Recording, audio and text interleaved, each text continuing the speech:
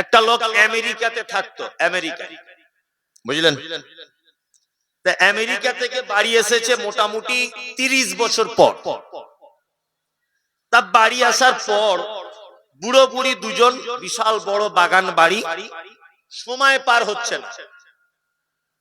তা ওই বুড়োটা তার বুড়িকে বলছে, হাগো সাফিনার মা, সময় পার হচ্ছে না, তা কি করে সময় পার করি, নাতিপুতি সব আমেরিকায়, আমরা বুড়ো বুড়ি দুজন দেশের বাড়িতে, কি করে সময় পার করব?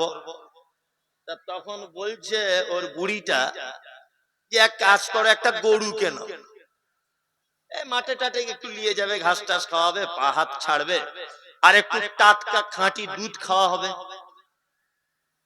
তা ওর স্ত্রীর কথা শুনে বলছে তাহলে গরুই কিনি, গাই গরু, দুধ পান করা যাবে। 50,000 টাকার একটা বান্ডিল নিয়ে সকালবেলা যাচ্ছে গরু কিনতে ওমরপুরের হাটে। তা ঘর থেকে বার হবার সময় ওর একটা বন্ধু, নাম তার ফিরোজ, ফিরোজের সাথে ওর প্রথমে দেখা। তা ফিরোজ ওকে বলছে, আরে ফটিক ভাই যাচ্ছে কোথায়? তা বলছে ভাই সময় পার হচ্ছে না, ওই জন্য একটা গাই গরু কিনতে যাচ্ছে। তা ফিরোজ তখন বলছে, তুমি কি গরু চিনো? গরু চিনো? তা বলছে, আস্তাগফিরুল্লাহ, আমি গরু চিনবো না? আমি বাঙালি লোক, আমেরিকায় ছিলাম, তাই কি গরু আমি ঠিক চিনি। তখন ফিরোজ বলছে, চিনো আর না চিনো একবার লেজ তুলে দেখো কোন গরু কিনছো, ভালো করে বুঝবে। লোকটা গরুর হাটে গেছে অমরপুরে।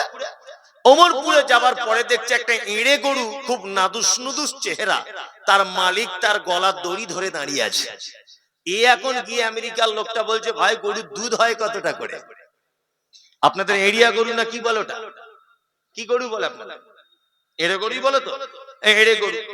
তা গরুর মালিক তখন দেখছে শালা ভেড়া কাস্টমার আজকে হাটে ঢুকেছে, এড়ে গরুর আবার দুধ হয় হে। দাম গরুটা 30,000, মালিক দাম চেয়েছে 50,000। আর এই একদম টাই বুট শুট পড়ে গেছে আমেরিকা থাকা লোক, এ 50,000 টাকা তখন দাম চেয়েছে। তখন এই লোকটা বলছে, আমেরিকার লোকটা, ভাই একটু কম হবে না? তা বলছে কম করার কোনো জায়গা নেই। তাই এই লোকটা আবার জিজ্ঞেস করছে আমেরিকার লোকটা, ভাই দুধ কেমন হয়? নাদুস নুদুস অনেক গরু আছে, এড়ে গরু দেখবেন মেয়ে গরুর মতো দেখতে, হয় না? হয়। ওই লোক তখন চালাকি করে বলেছে, আগে 15 কেজি দুধ হতো, এখন বাছুরটা বড় হয়েছে 8-10 কেজি হয়। আমেরিকার লোকটা তখন ভাবছে যে কিনেই যদি 10 কেজি দুধ হয় তাহলে জাতের গরু। এ এখন কাচ কাচ কাচ কাচ করে টাকা গুনে দিয়েছে, গরু লেখাই হয়ে গেছে। হাটে গরু কিনলে লিখতে হয় না, লেখাই হয়েছে, সব কমপ্লিট। তখন আমেরিকার লোকটার মনে পড়েছে সেই ওর বন্ধু বলেছিল লেজ তুলে দেখতে। এই আমেরিকার লোকটা তখন গরুর মালিককে বলছে, ভাই একবার লেজ তুলে দেখবো? তখন গরুর মালিক দেখছে শালা লেজ তুলে দেখলে ধরে ফেলবে, তাহলে এক কাজ করি, একটা কথা বলি, ভাই এই নোংরা জায়গা, খারাপ জায়গা লেজ তুলে দেখবেন, লোকে খারাপ বলবে, বরঞ্চ আপনি বাড়ি গিয়ে দেখবেন লেজ তুলে।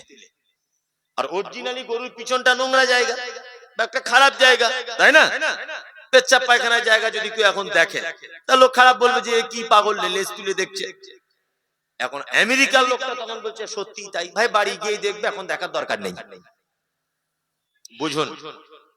ও মোটামুটি গরু টরু সব কিনে নিয়ে বাড়ি এসেছে। সারা রাত স্বামী স্ত্রী দুজনা ঘুমাচ্ছে না, শুধু ওর বউ বালতি ঠিক করছে, গামলা ঠিক করছে, দুধ রাখবে, সকাল হলেই 15 কিলো দুধ। ওর স্বামী বলছে, আরে এত দুধ কি করবি, দই করলে হয় না? ওর বউ বলছে, তুমি বোকা না, তো ছানা করবো, ছানা করে খাবো। সারা রাত এই করছে দুজনা। সকাল 6টাতে গোয়ালা এসেছে দুধ নিতে, ভালো করে বুঝবেন। গোয়ালা এসে গোয়াল ঘরের দরজা খুলে বলছে, ওরে ফটিক ভাই, এ তো বলদ গরু, এ তো মেয়ে গরু না। তা গরু কিনেছে একবার লেজ তুলে দেখে কেন নে? তখন বলছে, লেজ তুলতে গিয়েছিলাম, শালা মালিক আমাকে তুলতে দেয়নি, খুব চালাকি করে বিক্রি করে দিল।